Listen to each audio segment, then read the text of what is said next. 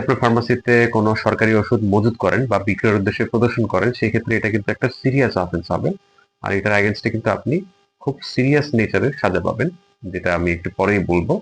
তো অনেককেই দেখি এই যে এই কাজটা করে থাকেন, স্পেশালি যারা হচ্ছে সিএইচসিপি, মানে যারা হচ্ছে সরকারি হাসপাতালগুলোতে CHCP community health care provider হিসেবে কাজ করে, আমি দেখেছি তারাও নিজেরাও ফার্মাসি দিয়ে এই যে সরকারিভাবে ওষুধগুলোকে আত্মসাৎ করে দেন ফার্মাসিতে হচ্ছে সেল করে।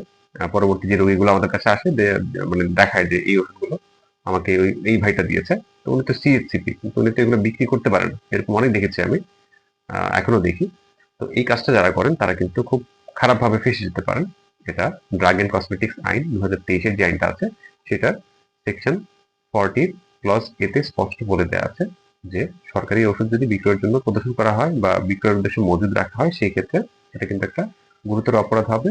আর সেটার সাজা হবে অনূর্ধ্ব 10 বছর, মানে সশ্রম কারাদণ্ড, অথবা 10 লক্ষ টাকা জরিমানা, অথবা উভয় দণ্ড।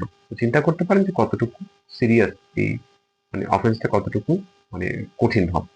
এই জন্য যারা এই ধরনের অপকর্ম করছেন তারা অ্যাটলিস্ট মানে এগুলো থেকে বেরিয়ে আসুন।